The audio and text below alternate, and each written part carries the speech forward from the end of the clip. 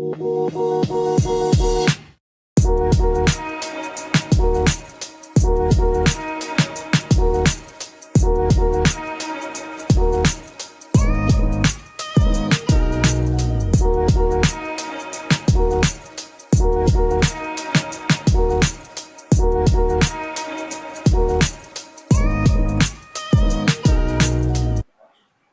Viewers, manufacturing cost, அதாவது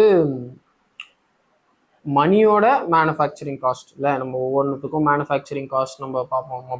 மொபைலை produce பண்ண எவ்வளோ, எல்லாமே புக்கை ப்ரொடியூஸ் பண்ண எவ்வளோ, இதுக்கெல்லாம் ஒரு செலவாகும் இல்லையா. ஆஸ் வெல் பணத்தை ப்ரொடியூஸ் பண்ணுறதுக்கும் ஒரு ஒரு செலவாகும். பணத்தை உருவாக்குறதுக்கு கூட பணம் வேணும். ஸோ அந்த மேனுஃபேக்சரிங் காஸ்ட் எவ்வளோ ஆகுது, இப்போ இந்தியாவில் ஆர்பிஐ வந்ததுக்கு அப்புறம் அந்த கரன்சிஸ்க்கெல்லாம் ஒரு கரன்சிஸ்க்கும் காயின்ஸ்க்கும் எவ்வளோ மின்டிங் அளவு ஆகுது, எவ்வளோ செலவு ஆகுது அப்படின்றது தான் இந்த ஹோல் வீடியோ இருக்க போகுது. வீடியோவை ஸ்கிப் பண்ணாமல் பாருங்கள்.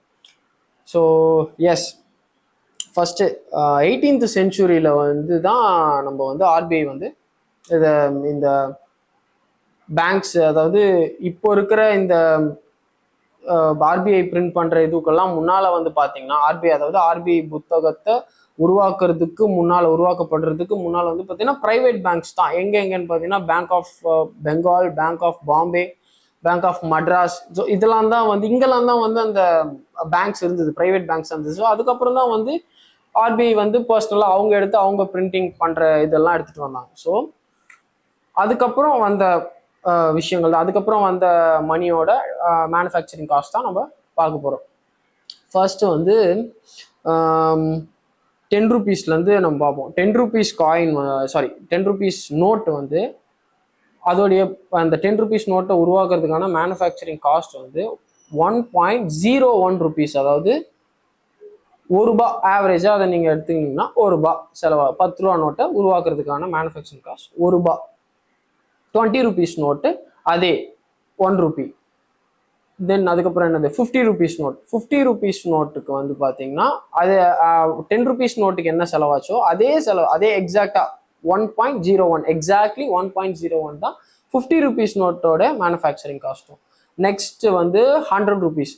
100 ரூபீஸ் நோட்டுக்கு பார்த்தீங்கன்னா ₹1.51.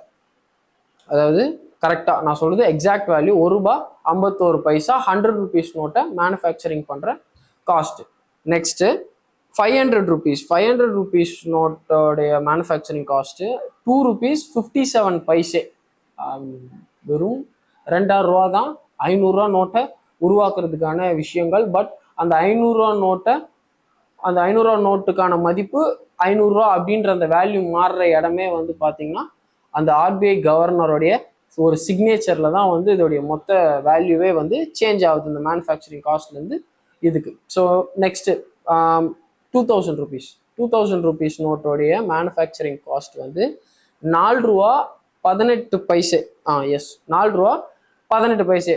₹4.18 தான் 2000 ரூபீஸோட ஹோல் மேனுஃபேக்சரிங் காஸ்ட். அதாவது நான் சொல்கிறது ஒரு நோட்டு, நான் இவ்வளோ நேரம் சொன்னது எல்லாமே ஒரு நோட்டினுடைய மேனுஃபேக்சரிங் காஸ்ட். ஸோ இதுதான் நோட்ஸோடைய மேனுஃபேக்சரிங் காஸ்ட் ஓவர். இது அடுத்து காயின்ஸோடைய மேனுஃபேக்சரிங் காஸ்ட் பார்க்க போனோம்னா எனக்கு கொஞ்சம் இது இன்ட்ரெஸ்டிங்காக தான் இருந்தது. ஏன்னா நோட்ஸுக்கு உருவாக்குற காஸ்ட்டை விட காயின்ஸை உருவாக்குற காஸ்ட்டு ரொம்பவே கொஞ்சம், அதுக்கும் இதுக்கும் கம்பேரிட்டிவ்லி இட் வாஸ் ஹை. காயின்ஸை உருவாக்குறதுக்கான manufacturing cost was high. So அது நம்ம ஆர்டர் வைஸாக பார்ப்போம். 1 ரூபி காயினை உருவாக்குறதுக்கு 1.1 ரூபி, அதாவது ₹1.01 ஆகுது. ₹1, அதாவது அதோடைய ஃபேஸ் வேல்யூவை விடவே அதோடைய மேனுஃபேக்சரிங் காஸ்ட் ஜாஸ்தி. 1 Ruby 1 paise, ₹1 manufacturing cost. 2 rupees.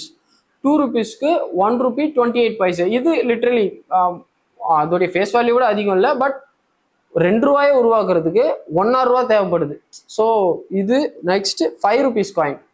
5 rupees காயினுக்கு ₹3.69. இது லிட்டரலாக கிராஃப் அப்படியே ஏறுதுன்னு தான் சொல்லணும் இல்லை. நீங்கள் யோசிச்சு பாருங்க, நம்ம இது முன்னால் பார்த்தோம் 100 ரூபீஸ் நோட்டை உருவாக்குறதுக்கு ₹1.51 தேவைப்படுது. ஆனால் அதே ரூபா காயினை உருவாக்குறதுக்கு ரூ. 3.69 ஆகுது. ஸோ லாஸ்ட் வந்து ₹10 காயின், ₹10 காயினுக்கு வந்து ₹5.54 மேனுஃபேக்சரிங் காஸ்ட் ஆகுது. அதாவது ₹2000 நோட்டு, ₹2000 நோட்டை உருவாக்குறதுக்கு ₹4.18. ஆனால் ₹10 காயின், காயின்லன்னு பார்க்கும்போது ₹10 காயின் தான் ஹை டினாமினேஷன்ல. அப்போ ₹10 காயின்னும் போது அதில் வந்து ₹5.54 ஆகுது. அப்படியே ஒரு 2000 நோட்டை உருவாக்குறதோடைய காஸ்ட்டை விட ரூ. ₹10 காயினை உருவாக்குறதுல அதிகமாக இருக்குது. ஸோ இதெல்லாம் வந்து ஒரு பேசிக்காக நம்ம தெரிஞ்சு வச்சுக்க வேண்டிய விஷயம் தான் நினைக்கிறேன். So yes, it really excited me as well. உங்களையும் அதை எக்ஸைட் பண்ணணும்னு நம்புகிறேன். ப்ளஸ் இது தாண்டி நான் இதில் நீங்கள் வேற ஏதாவது இந்த மேனுஃபேக்சரிங் விஷயத்திலே ஒரு நோட்டுக்கான நான் பேசிக் காஸ்ட் மட்டும் தான் நான் சொன்னேன். மேனுஃபேக்சர் பண்ணுறதுக்கு நான் அந்த டைக்கான செலவு இப்படி ஒன்றுத்துக்கும் இருக்குது இல்லை. ஸோ ஒரு மின்டிங் அத்தாரிட்டியில் பண்ண போகிற செலவு இதெல்லாம் இருக்குல்ல.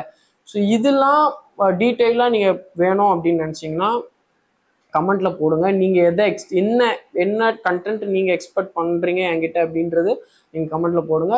Damn sure your future videos will be posted as you commented. இணைவோம் இனத்தால் அல்ல அன்பால், எழுவோம் பணத்தால் அல்ல அறிவால், இணைந்தே எழுவோம். நன்றி.